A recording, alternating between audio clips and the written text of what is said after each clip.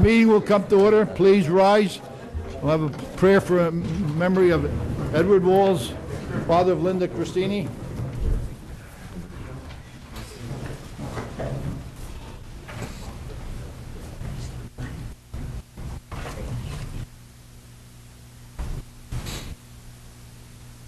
This time, Dennis Crimmins will lead us in the salute to the flag.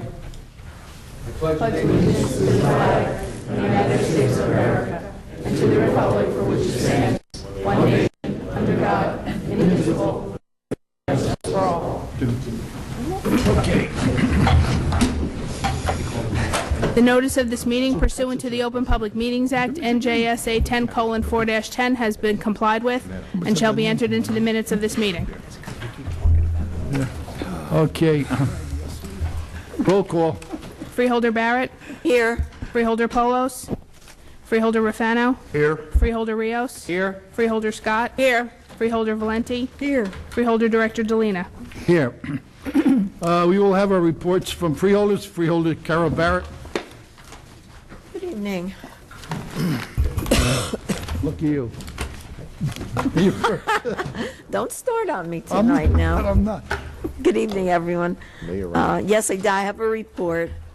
As chairperson of the Engineering and Planning Department, I am happy to report that Middlesex County is accepting $6,731,000 in federal economic stimulus package funds to install or replace guide rails along county roads throughout the county. We are also receiving $7,513,804 in federal stimulus funds to complete 18 road milling and resurfacing projects. These dollars are in addition to the funds the Workforce Development Department has received for its programming. The infusion of funds will enable us to install or improve guide rails along some of the busiest county roads, including 514 Woodbridge Avenue in Highland Park and in Edison, Route 516 in Old Bridge, Route 522 in South Brunswick, Monroe, and Jamesburg, Easton Avenue, George Street in New Brunswick, Old Bridge Turnpike in South River and East Brunswick, Vale Avenue and West 7th Street in Piscataway and Scudder's Mill, and Die Roads in Plainsboro and Cranberry. The 18 milling and resurfacing projects include parts of Livingston Avenue in New Brunswick, Oak Tree and Parsonage Roads in Edison, South Clinton Avenue in South Plainfield, Main Street in South River, Florida Grove Road in Woodbridge and Perth Amboy, and Old Bridge Matawan Road, that's Route 516 in Old Bridge. The work will improve the safety of our roadways and in turn the safety of thousands of people who use these roads every day. I want to take this opportunity to thank County Engineer John Reiser and his staff and County Planning Director George Varavides and his staff for their quick and comprehensive response to the federal government's call for shovel-ready projects to be considered for the economic stimulus funding. Their work is enabling the county to answer our residents' needs and make our roads safer and help create and maintain jobs. Thank you. Thank you, Carol. At this time, I'd like to apologize to Dennis Cerami. Dennis Cerami, please stand up. There's the guy that leads us to the flag. Stand up.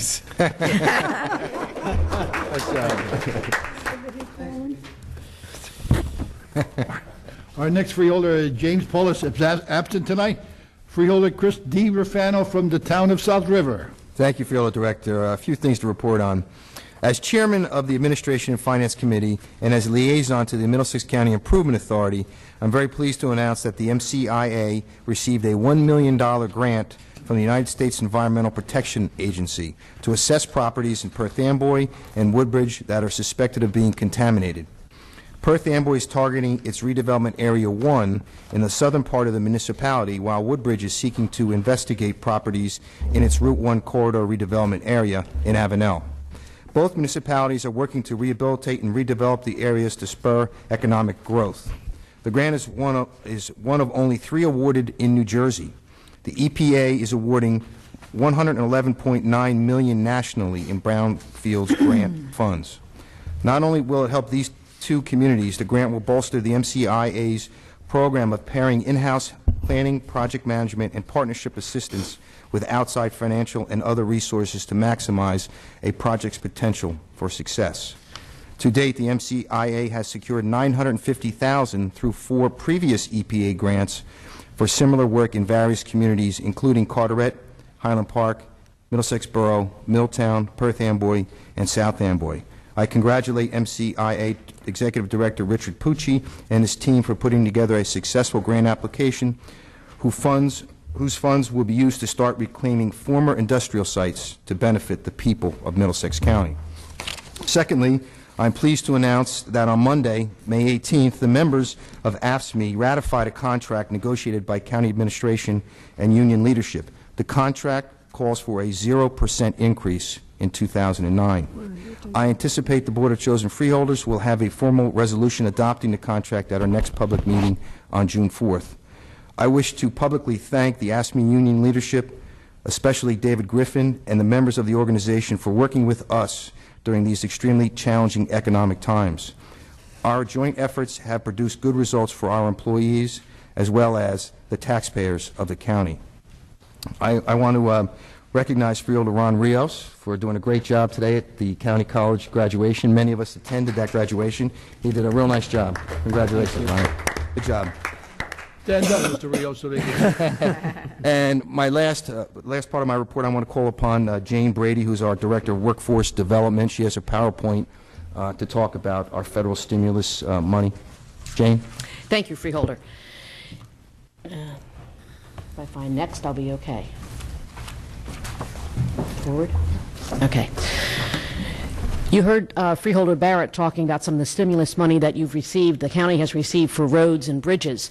Our county also was very fortunate with the American Recovery and Reinvestment Act to receive additional money for training programs so that folks can get better skills or new skills, if they don't have any, for better jobs. With this money, we are going to be able to train 40 additional adults. Those adult funds are used for people with very low income. We'll also be able to train 320 dislocated workers.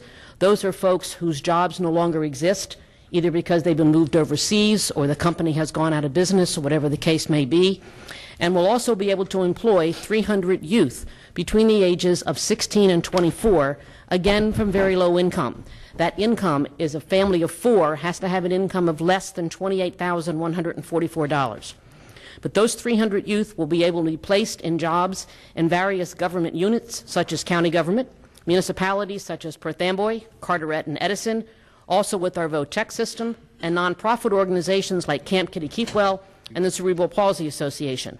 The young people will work 6 to 8 weeks in July and August, 20 to 35 hours a week, and be paid $7.25, which by the middle of July will be the new minimum wage. Right now it's $7.15.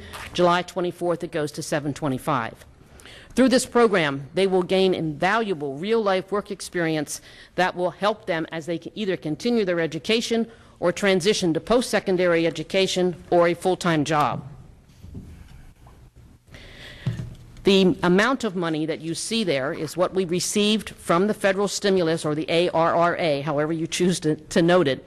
But you'll notice in the bottom it says emphasis on immediately, and particularly the youth money. The federal government wants all of the money that we received for the youth, which is $884,000, spent this summer. They want it spent between May and the end of September. We are planning on spending it July and August. Again, we are hoping to employ over 300, actually like to get to 350, but I'm not sure I'm going to make it.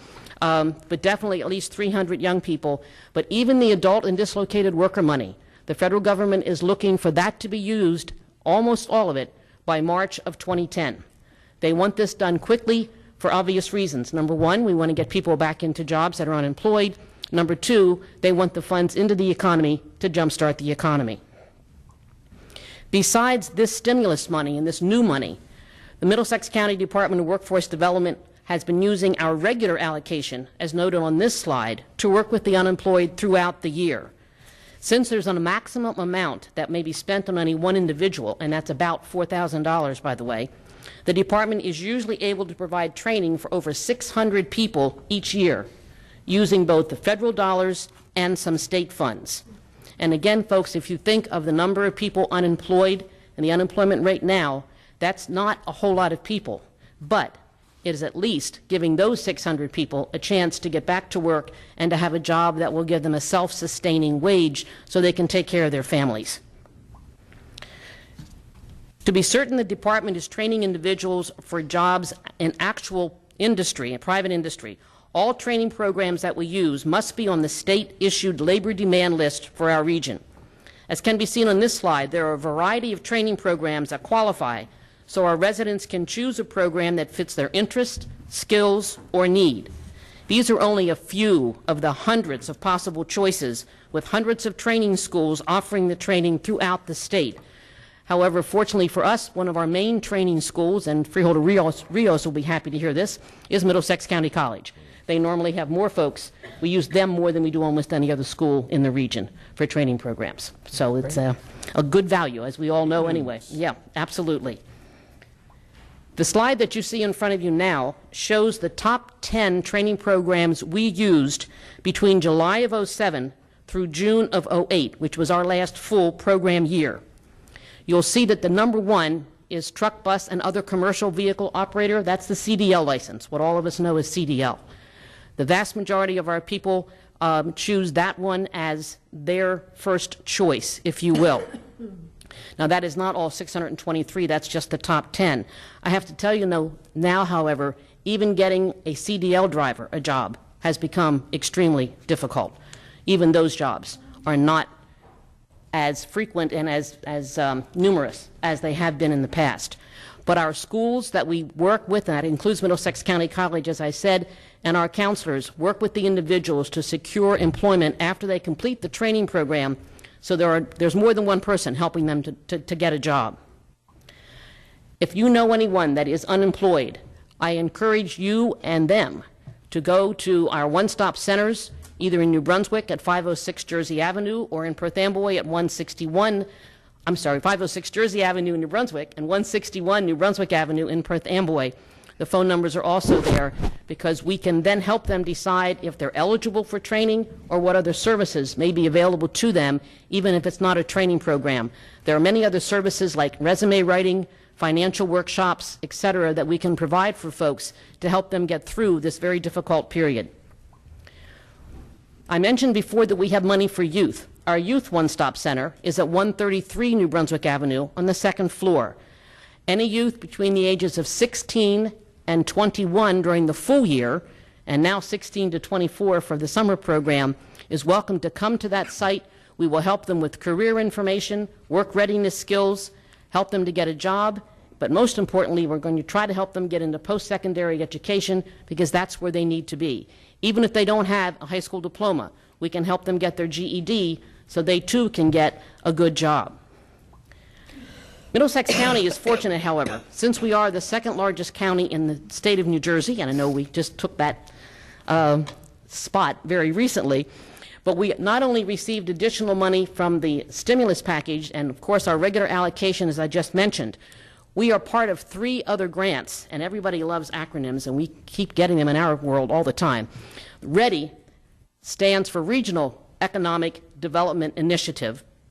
That is a $500,000 grant from the state to help the state of New Jersey develop a job strategy program for green technology jobs. Our WIB, the Middlesex County WIB, is the lead agency for that, WIB being our Workforce Investment Board. We're the lead agency for the $500,000. We also are part of the NEG grant. The NEG grant is for those individuals in 10 counties of New Jersey, Middlesex being one, who lost their jobs in the financial sector. And this is federal dollars, $2.8 million in these 10 counties to assist those folks to get retrained, to get jobs in another industry, not the financial industry, which we all know has really had a difficult time recently. Surprisingly, folks, Middlesex County has more individuals who lost their jobs in the financial industry than any other county. We have 13% of the people in New Jersey who lost their jobs in the financial industry.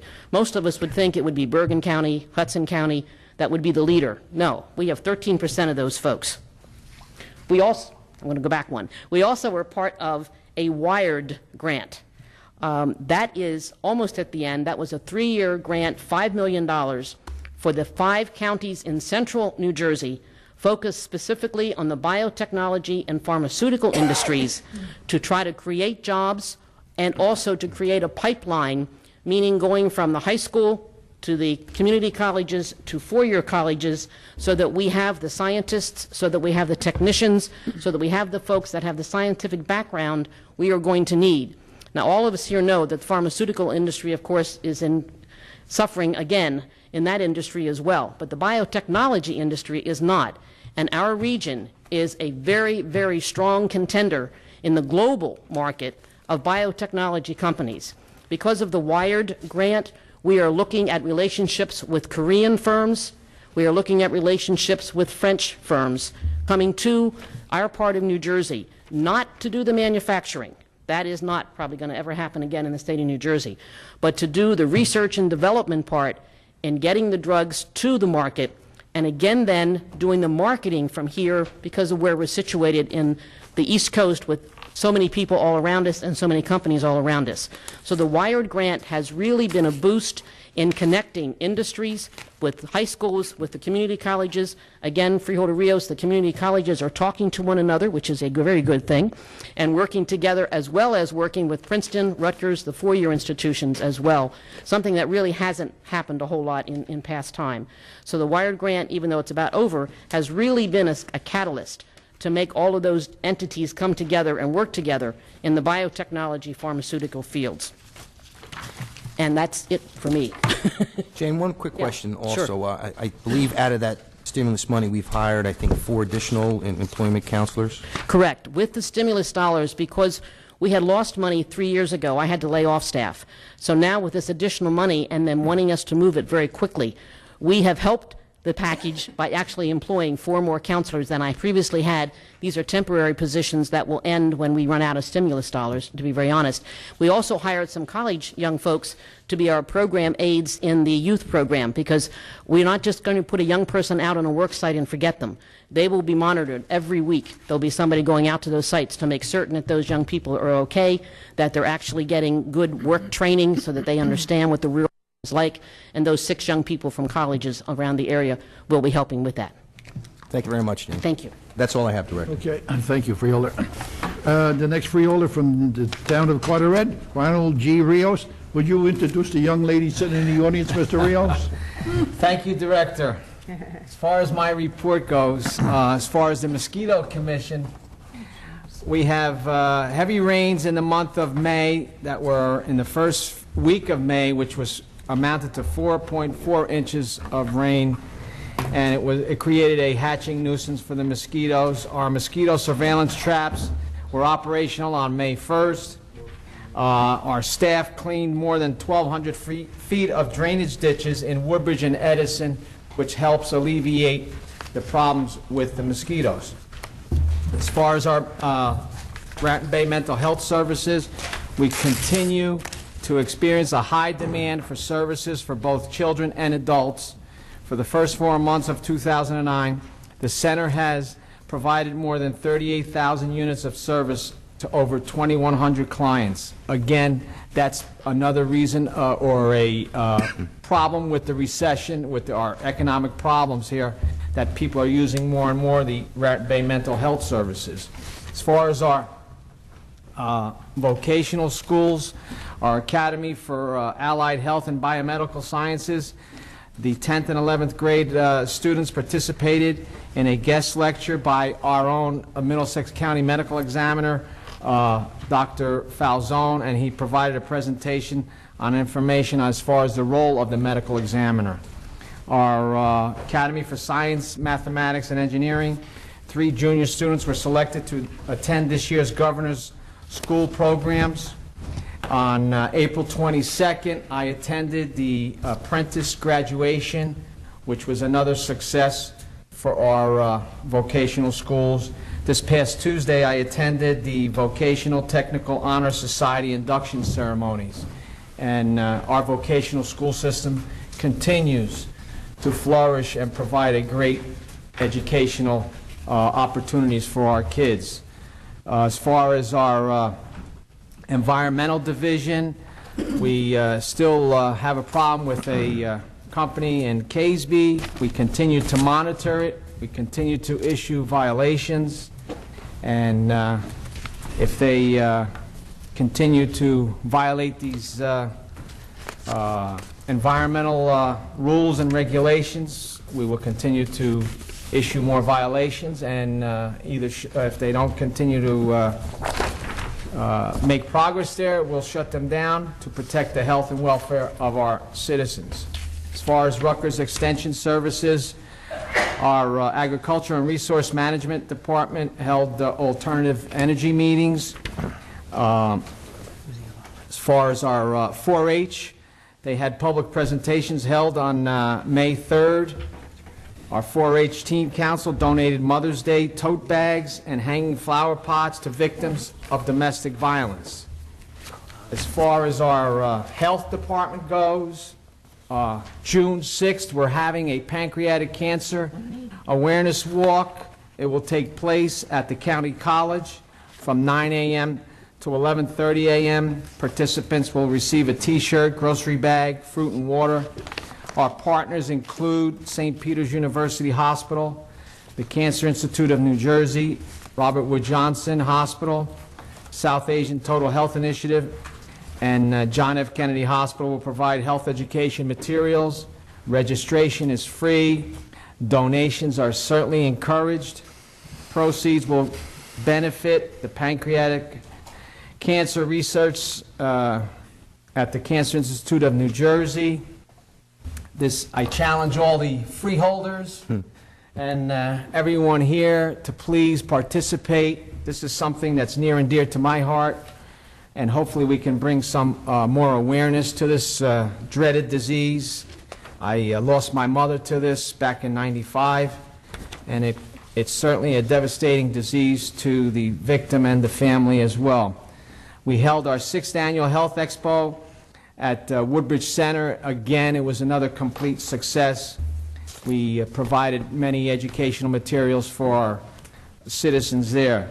And tonight we will consider a grant application to the New Jersey Department of Health and Senior Services for the Special Child Health Services Early Intervention Program grant in the amount of $1,117,621. And as Freeholder Rafano, Deputy Director Rafano stated, that we went to the college graduation today. We had almost 600 graduates there. Freeholder Millie Scott was in attendance as well, our administrator, John Pulamina, and it really made us proud to see the graduates there receiving their diplomas. One individual that stood out was the valedictorian, who gave a speech of, I would venture to say, anywhere between 5 to 10 minutes, and he was incredible, incredible. What an orator. He didn't have one note, and he just memorized this whole speech. And I'm sorry, Freeholder Blanquita Valente was there as well. So, but it was another great moment for Middlesex County. And thank you, Director. Would you like to introduce the young lady? Yes, please. That's my wife in the audience. Would you stand up and take a bow? Okay, thank you. He's very lucky. At this time, I would like to You're introduce very lucky. our freeholder from Piscataway, Millie S. Scott. Millie? Thank you, Freeholder Director. I have a very brief report. Yesterday, I had the opportunity to attend, along with some of my colleagues, the 200 Club banquet held at the Forest Gate yesterday. And the 200 Club is made up of leaders and business people that recognize law enforcement officers and public safety officers for what they do. What they do best is protect us as citizens. and they're recognized for their honor and their bravery and their commitment to the community. And there are 40 members of the law enforcement and public safety that were recognized yesterday. Also, Sheriff Spicuzzo was recognized for 29 years of service as a sheriff in Middlesex County. And I was honored to be there, to be part of that. As you know, my background is public safety, and to see all these young men and women receive all these honors that they can see now, and also to see a wife of one of the young officers that was killed in the line of duty. It was just an honor for me to be there, to be part of that. And I want to say that anyone that has a relative in the field of law enforcement and public safety, you know what it is to see one of your loved ones leave in the morning, put that badge on, and go out the door. That's all, my report. Okay, thank you, Millie. I was there, too. It was a great banquet. Our next freeholder from the city of New Brunswick, Blanquita B. Valenti. Blanquita? Thank you, Freeholder Director.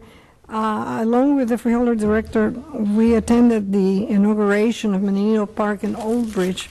It's an incredible park, absolutely beautiful. And let's not forget that it was our former Freeholder Director that was so enthusiastic about this park becoming a reality.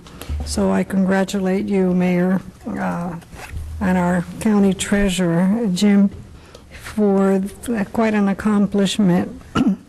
I also attended the 200 Club banquet along with several other freeholders, as was mentioned before, and it was very unique experience for me. I had never attended that before, but many of our law enforcement fellows from most of our towns were being honored, and it was quite inspiring to see such a very, very large group.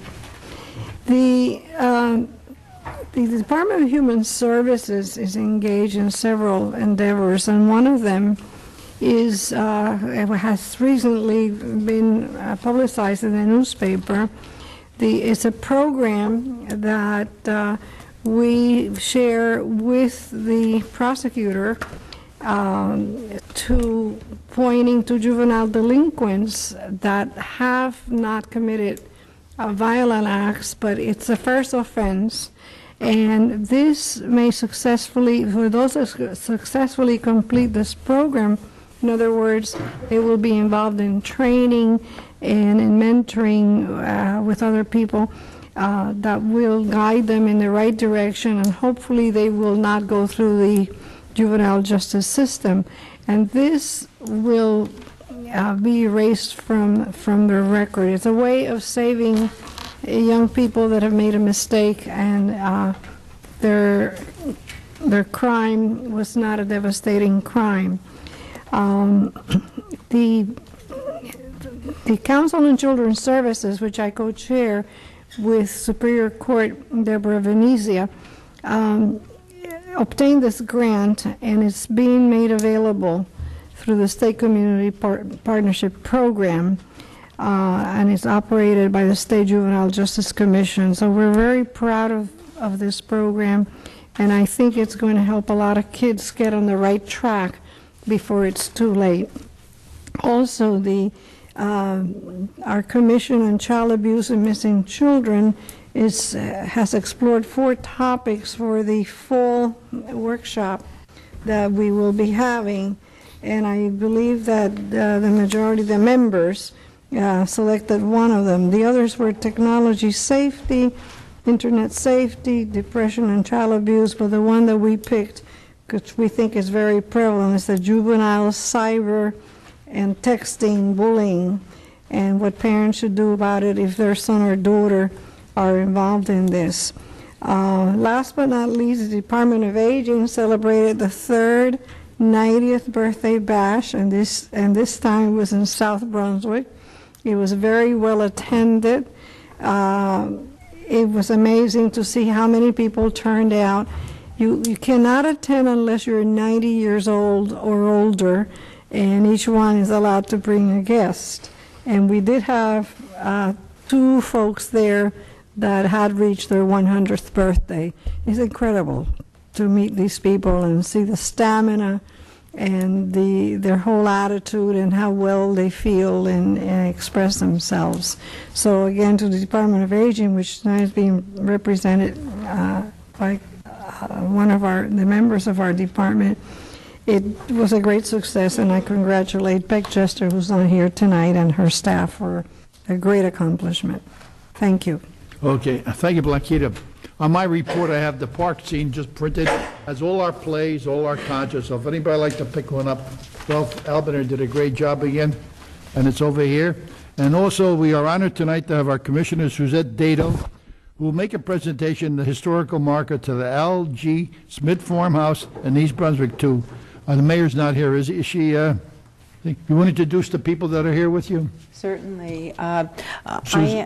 This is Susan Kittredge, and she is with the County Cultural and Heritage Commission. She's the Assistant Director, and I'm a commissioner with the commission, and I'm here on behalf of Anna Ashkenas. And would you like to come up, the people from East Brunswick? The Historic Marker Project is funded by the Board of Chosen Freeholders. There are many historic sites in our county that may be little known to the public and yet are significant in the history of Middlesex County. The Cultural and Heritage Commission works with local communities and historic groups to determine eligibility for an historic marker. The markers are installed at historic sites in the public right-of-way where they may be viewed by people walking or driving by. This evening, we're pleased to announce the historic marker produced for the L.J. Smith Farmhouse in East Brunswick. The 1860s farmhouse has been restored and is now used as a history museum by the East Brunswick Historical Society. The actual cast aluminum marker is too heavy to bring here tonight to show you, but instead we have a lightweight representation. Very good. Nice. Beautiful. The L.J. Smith Farmhouse stands as a tribute to the 19th century farming community in East Brunswick. George Smith and his son Lawrence J. Smith lived in the farmhouse and were renowned for having the largest apple orchard in New Jersey. They were known as Apple Kings and Master Farmers. Their 4,500 apple trees yielded as many as 35,000 bushels of apples per year. George Smith was one of the first in New Jersey to use cold storage to preserve his apples. His son Lawrence developed a successful way to prevent soil erosion in the orchards. The innovative and far-sighted techniques of the Smiths were used by many other farmers and led the way to the betterment of agriculture in New Jersey. On behalf of the Board of Chosen Freeholders and the Cultural and Heritage Commission, I'm happy to present the historic marker to Estelle Goldsmith, President of the East Brunswick Historical Society. Thank you. Thank you so much, Suzette. Members of the Board of Chosen Freeholders in Middlesex County, ladies and gentlemen, the East Brunswick Historical Society is honored to be the recipient of this coveted historic marker. The Historical Society has been actively engaged in the history of our community, our state, and our nation for more than 37 years now. We were the first community to create a historic district in Middlesex County. That was some 32 years ago. The first organization to create a history museum in our township, and the first to spearhead and assist in writing the first historic preservation ordinance in Middlesex County. Some 10 years ago, the developer who purchased the L.J. Smith Farm approached the Historical Society and offered to donate the Smith Farmhouse to us for future preservation. We appreciated the offer, but suggested that they turn it over to the East Brunswick Township and that they would dedicate it to us subsequently. They did so, however. It took them almost 6 years to do it, but finally they did it. They restored it sufficiently for the Historical Society to occupy it. The Historical Society has always presented exhibits and programs of broad appeal and significance. During the past year, the Historical Society produced an extensive World War II exhibit with a series of programs during which veterans related their experiences while serving our country during World War II. These events drew large audiences. Most recently, we acknowledged the 220th anniversary of the Bill of Rights, with exhibits and monthly programs dealing with issues arising from the interpretation of the first 10 amendments. The Society also acknowledged the 200th anniversary of Abraham Lincoln's birth.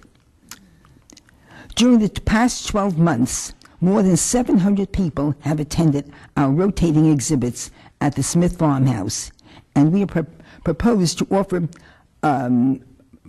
future programs and exhibits which will continually attract people of diverse backgrounds so that our history will become meaningful to them and their children. We are grateful to the Middlesex County Cultural and Heritage Commission for considering the L.J. Smith Farmhouse appropriate for this distinction, and realize that the freeholders now also understand the importance of preserving a piece of history, restoring it so that future generations can appreciate its significance. As a result of our study of the Smith Farm and Farmhouse, one of our members had done a research on that. Ms. Alvarez is here right now, and she prepared this book on it, which we have here in detail with pictures and all. Alvarez, come here. She is the author of this book now, and we'd like to present this book to the freeholders here. You want to take it up to him, up there, the freeholder in charge. Yes. Thank you so much for the opportunity to speak here and for the honor bestowed on us. Thank you so very much. We appreciate it once more.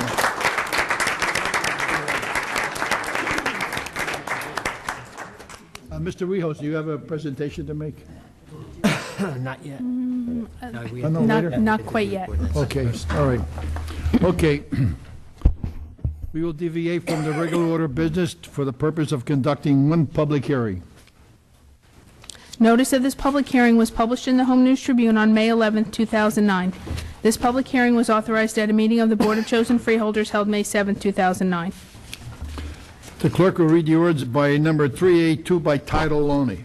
Bond ordinance providing for a contribution toward a redevelopment project, long-term care facility being undertaken in the Township of Old Bridge for and in the County of Middlesex, State of New Jersey, appropriating $41,160,000 to fund the cost thereof, and authorizing the issuance of $41,160,000 bonds or notes of the county to finance such appropriation, and authorizing a public hearing to be held Thursday, May 21, 2009 at 7 p.m. and publication thereof. Okay. I declare the public meeting open. I need a motion to open the public meeting. Moved by Blanquita, seconded by Chris Rufano. Okay, I declare the public meeting open. Anybody from the public like to speak? Motion to close. Motion to close by Rufanos, seconded by Rijos. Is there a second? All in favor say aye. Aye. Anyone opposed? Nobody opposed. Is there a motion to adopt an ordinance number 382 on final reading? Motion. Second. Second, motion's recommended. Madam Clerk, roll call. Freeholder Barrett, Yes. Freeholder Rufano, Yes.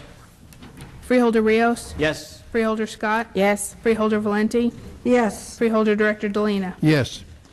Okay, is there a motion to resume the regular order of business? Motion. Motion by Rufano, Second. second by Blanquita Valenti. All in favor say aye. Aye. Any opposed? No, okay. Proclamation, commemorative resolution, and correspondence. Madam Clerk. We have several this evening. The first is recognizing John Sully, Executive Director of Housing and Community Development, on the occasion of his retirement.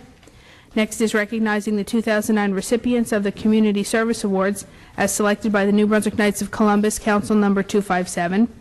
Next is recognizing John Mulvey, a driver for the Department on Aging Senior Meals Program, for his response which aided a client. Next is recognizing Suzette Dato of the City of South Amboy, as she has been named the Middlesex County College Alumnus of the Year for 2009. Next is recognizing those students of New Brunswick High School who are the recipients of the National Dr. Carter G. Woodson Recognition Symposium Awards. And last is recognizing Stephen Polishak of Boy Scout Troop 12 Edison, as he has achieved his Eagle Scout Award. Okay. Is there a motion to adopt the commemorative resolutions? Motion. Motion by Rufano, second by Blanquita Valenti. Second the motion, Madam Clerk, roll call. Freeholder Barrett, Yes. Freeholder Rafano. Yes. Freeholder Rios. Yes. Freeholder Scott. Yes. Freeholder Valenti. Yes. Freeholder Director Delina. Yes. Okay, we have a presentation. First, I Cal believe, is Barrett? Freeholder Barrett. Oh, you're first. I'm third. Yes, please. Freeholder Barrett's voice is failing, so I will read it on her behalf. Whereas it has come to the attention of the Board of Chosen Freeholders of the County of Middlesex that John A. Sully has announced his retirement effective May 29, 2009. And whereas John Sully began his career with Middlesex County in 1972 as a principal planner and was promoted to supervising principal planner in January 1975. In February 1982, John was promoted to assistant planning director and was appointed executive director of the Department of Housing and Community Development in April 1986. And whereas during his tenure, John Sully was instrumental in the compilation of the county's first solid waste management plan, the 208 water quality management plan, and the creation of the county's Agriculture Development Board. And whereas, in addition to carrying out the above responsibilities, John Sully represented the Director of County Planning on numerous committees and handled various administrative duties in the Departments of Planning and Housing and Community Development. Now therefore be it resolved by the Board of Chosen Freeholders of the County of Middlesex that we do hereby commend and thank John A. Sully for his many years of dedicated service to the residents of Middlesex County. We congratulate him on the occasion of his retirement and wish him many years of good health and happiness.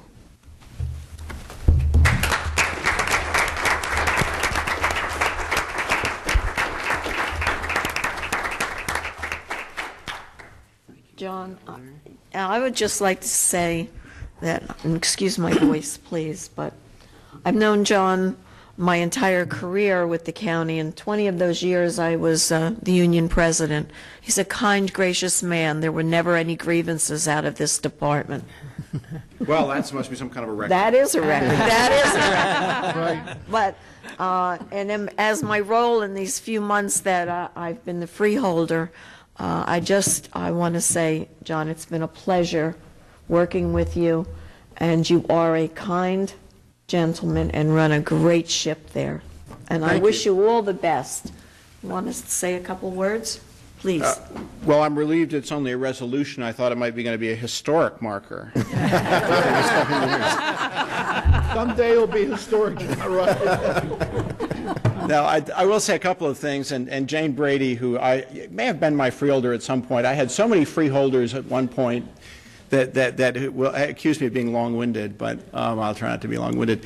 But I was thinking about this because Carol had told me that there'd be a resolution, and I think any of us who've been department heads know that we have an awful lot of people to thank, people and also sort of contingencies. And I was thinking about these, and I will just very briefly tell you some of mine. In 1972, when I was a freshly hatched graduate student, I met Doug Powell, the Director of County Planning, whom some of the older timers will remember. That's us, Margaret. At the American Planning Association conference in Detroit. And he was looking for somebody to come and do a solid waste plan. Now, I didn't have a clue what a solid waste plan was, but in those days, planners thought they could do anything. So I came and I interviewed here, and Doug Powell very kindly hired me and gave me the opportunity to do that. And then having finished that, he asked what I'd like to do next. And I said, well, I'd really like to do comprehensive planning. So I started to work on that. And then in 1980, Doug died. And Doug Opalski became planning director, and with that contingent, he chose me to act as his deputy, but also the contingency of Doug Powell dying brought this about. So many of the things that happen to us, if we've done anything good at all, depend on just the circumstances of the time, and very, very little on something that we've planned.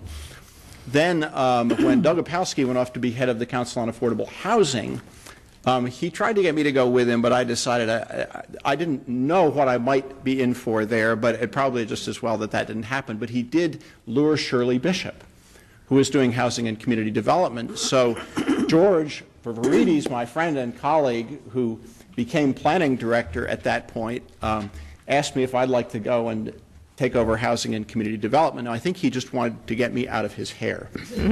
But in any event, so he sent me down to George Street. So that, George, thank you to you, and that bit of contingency that happened. Now, I did keep a finger in the planning board, have all these years, and one thing that I made sure was to just keep a little line for myself in the budget, the planning board budget.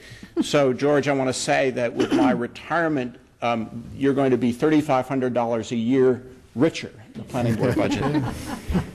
So my thanks are due to those, and my thanks are especially due to George, who's been a great friend and colleague all these years, but also to all of us who are department heads know that we would not do anything worthwhile without good staffs.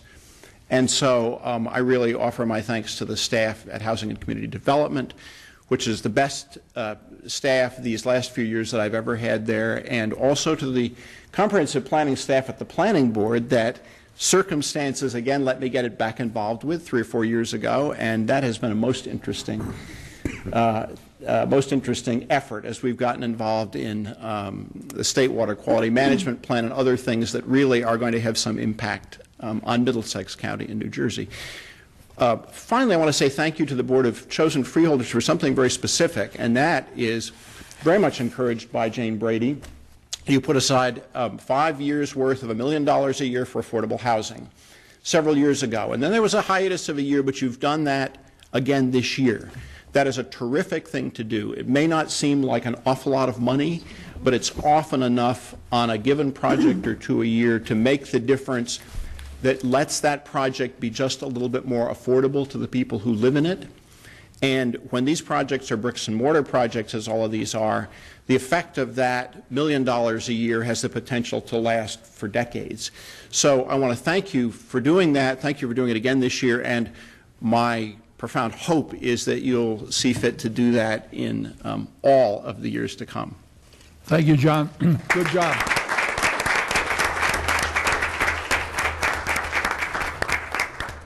Okay, Freeholder Rios. Oh, Blanquita. You got Blanquita? Okay, I'm sorry. Yeah. Okay, Blanquita.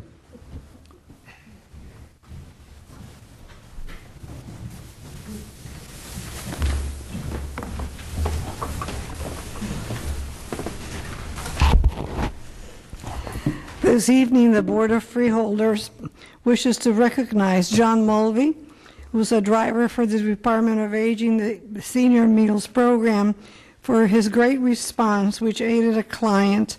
And I will make this presentation. Would you come forward? And Lila Kajun representing Peckchester. John, it has come to our attention that you are worthy of special recognition for your response to an emergency situation. On April 27, 2009, a motor vehicle driver for elderly and handicapped persons with the Department on Aging Senior Meal Program was making a delivery to a client in Rossmore, an active adult community in Monroe Township. And whereas although the client did not answer the door to accept the meal, John was alerted by noise coming from inside the home and tried to get the attention of the client by yelling through the mail slot. And after the client informed John that she was unable to get out of bed, he called the site manager, who contacted the client's sister.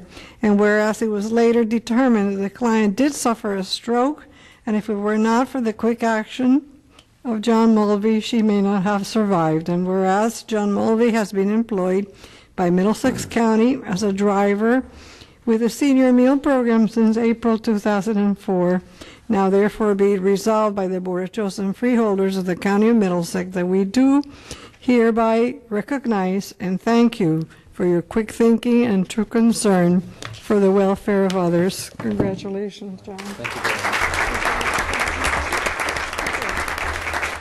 I'd just like to thank everybody for this honor. Actually would like to accept it on behalf of everybody in the Senior Meal Program because, you know, this is what everybody does. And, you know, Senior Meals is more than just meals. You know, it's getting out and seeing people and situations like this come up, and was lucky, you know, I'm glad that I could help out. Thank you very much. I would just like to say, John, that when before being a freeholder, I was liaison to the seniors at South Brunswick, and the day that this happened, I happened to be at the South Brunswick Senior Center in the kitchen, and when I heard the conversation and asked what was going on, so humbly, you didn't want anyone to do anything, and I said, oh no, I think that people downtown in the county need to know when someone is so outstanding as you, and very humble. And we thank you always for being there, and I know you're a great addition, and everyone loves you in South Brunswick. Thank you. Well, thank you.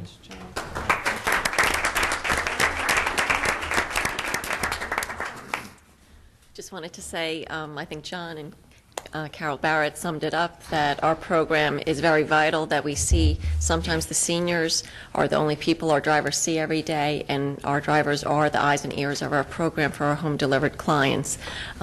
John represents one of our staff. We have about 23 drivers out on the road, and as Mr. Sully said, it's really your staff that makes your job easier, and I'm very fortunate to have a very dedicated and caring staff. Thank you.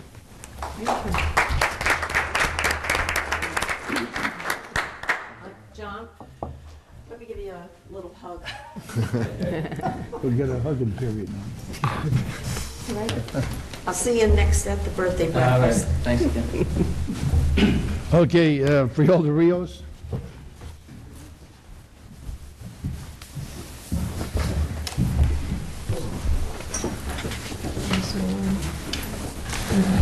Good evening, everyone. I have a special resolution here, and this is a resolution for Suzette Dato. Suzette Dato, if you would come up here, please.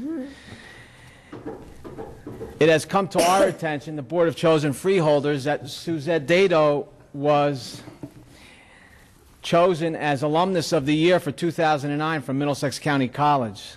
And we commend you very much for your accomplishments and for being awarded that special distinction, because in her studies it was not easy, because she juggled a job, raising 2 children, being involved in community activities, civic activities, and she was able to get her degree.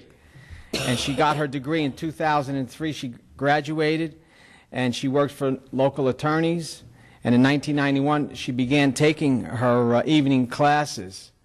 And I'm sure it was a struggle, it was hard, but she was determined, and we commend you. So on behalf of my colleagues of the Board of Chosen Freeholders, we congratulate you for a job well done.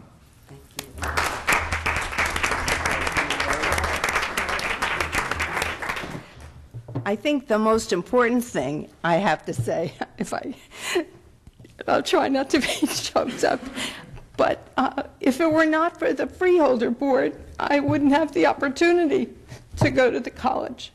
I think the county college is underestimated, and it provided a great opportunity for me, and so for all students, for students like me, I was 42 when I started, and for those past students and present students, just keep up the good work and your support for the college, because it is an outstanding institution for higher learning. The other thing is that I just want to point out that today, when money is so tight, this is such a bargain to go to the county college and start there. And this is the advice I give everyone. And all of you should tell everyone you know that that's the way to do it. Start at the county college and get a really well-rounded education, save money, and then go on to the four-year school. But again, I thank all of you for providing the school and for providing this to me. It means so much.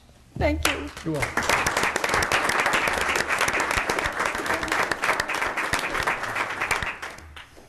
Okay, Madam Clerk, please read the correspondence. We have resolutions from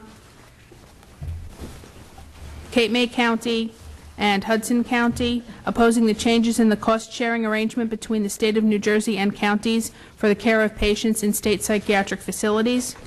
A resolution from the Monmouth County Board of Freeholders supporting funding for adult high school programs.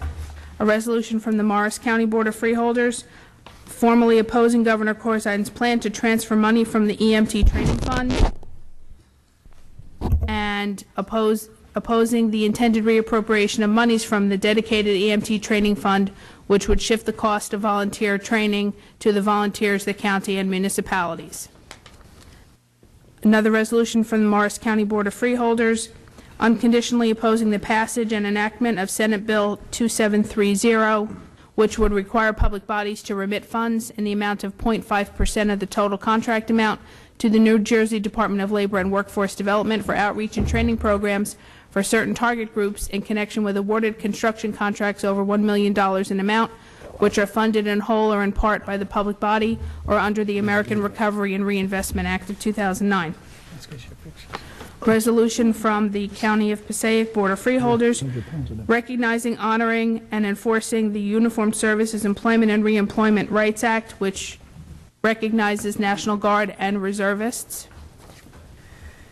A resolution from the Freeholders of Sussex County urging Governor Corzine and the New Jersey Legislature to take all actions necessary to prevent price gouging in public works projects paid for with federal stimulus funds.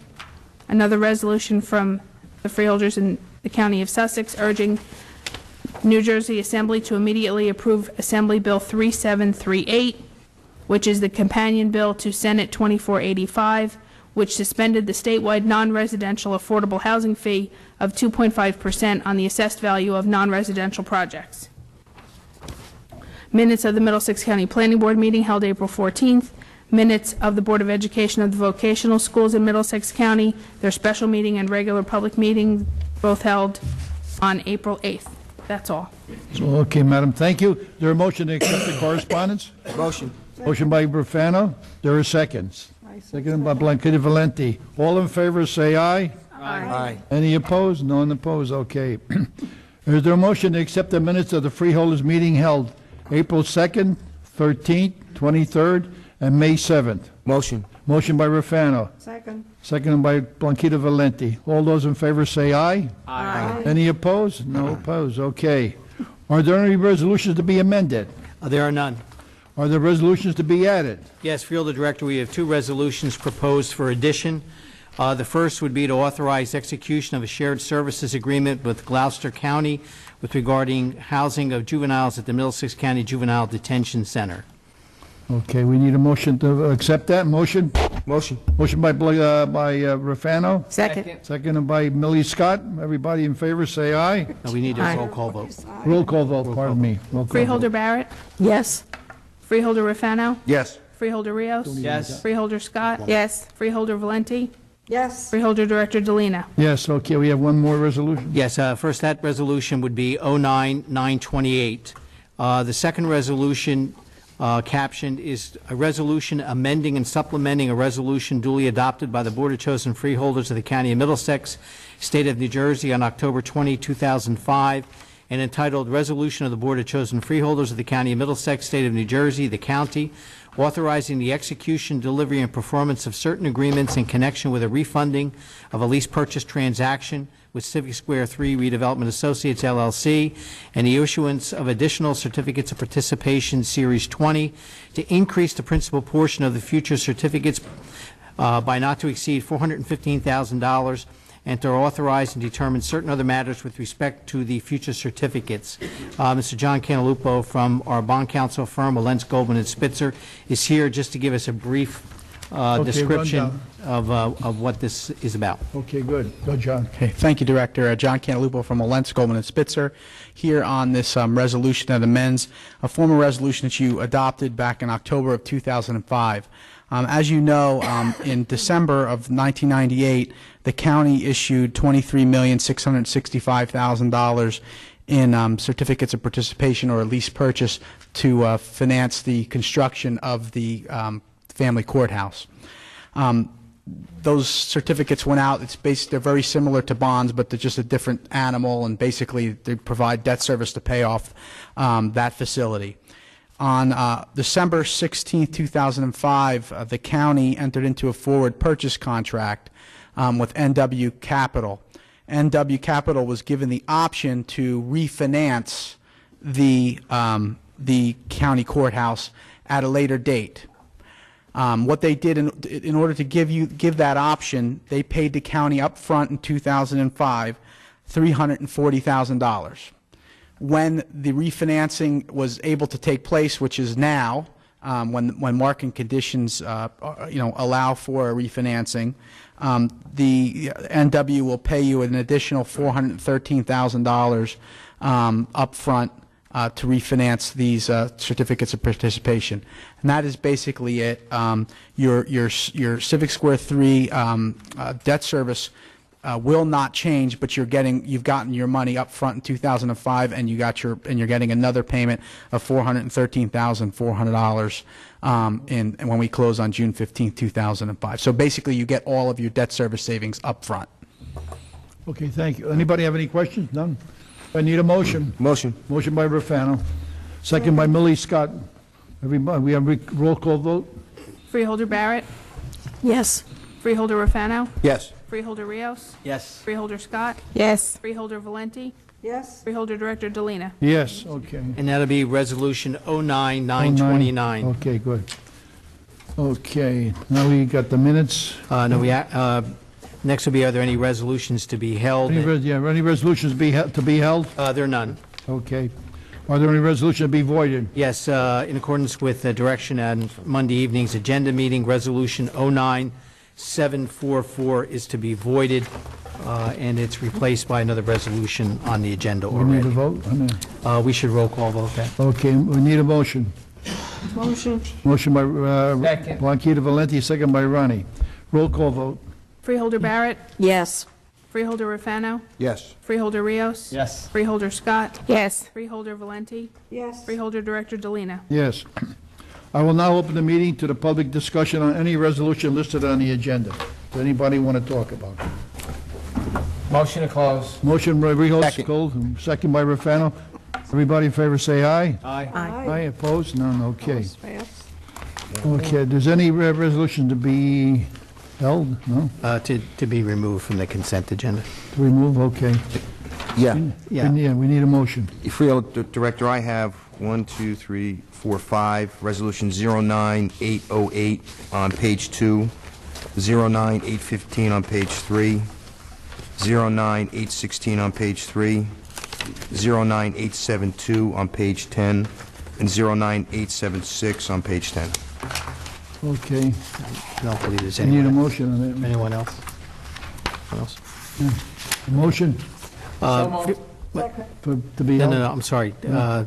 Freeholder Director, a motion would be in order to accept the consent agenda consisting of resolutions 09805 through resolution 09929, excluding resolution 09744 to be voided, Okay. and resolutions 09808, 815, 816, 872, and 876 to be voted upon separately. Okay, I need a motion. Motion. Motion by Rafano. Second by Blanquita Valenti. We need a roll call vote.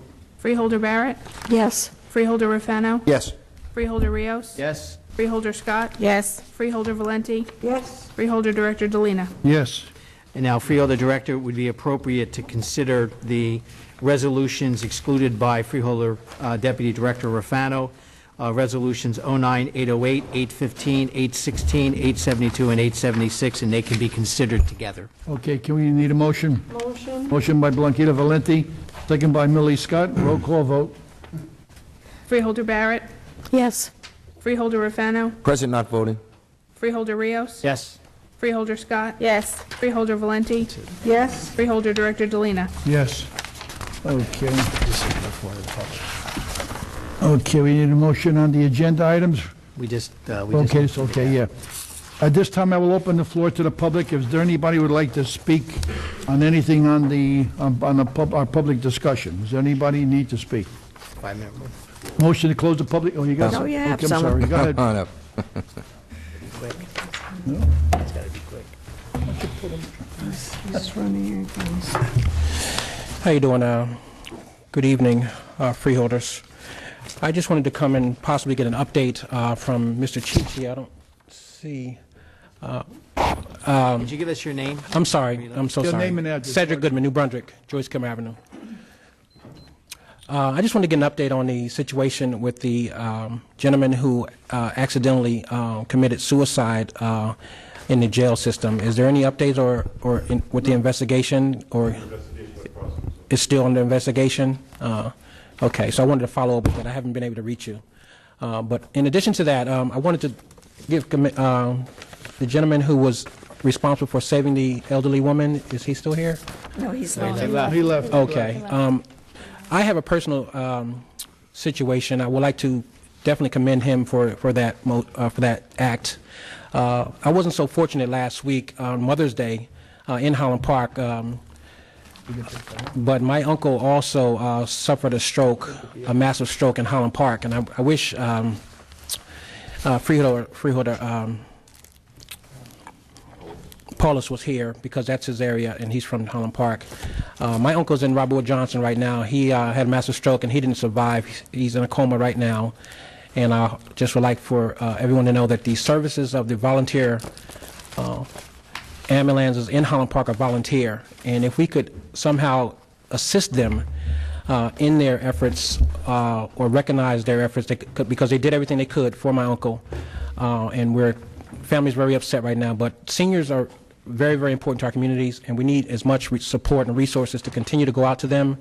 Many of us may have seniors in our families and things like that, but the resources are very, very vital. The Meals on Wheels I definitely appreciate, because it helps me as well. My mother's a senior and I take care of her personally as well. The social services is doing a wonderful job. I appreciate them so much, because there are many resources for seniors that we need, a lot of people don't know about. And because of my personal situation, I've become informed of the resources that are available. So I definitely appreciate that and hope that we can continue to support the resources that we have for Middlesex County and the seniors. And that's all I have to say. So thank you very much. Anybody else would like to speak in public portion? Motion to close. Motion to close public discussion. Seconded by Ron Rios. All in favor say aye. Aye. Anyone opposed? No. There's a motion to adjourn the meeting. Motion. Motion by Rufano, seconded by Blanquita Valenti. Is there a second? These are all. Everybody in favor say aye. Aye. Meeting is over. Wow.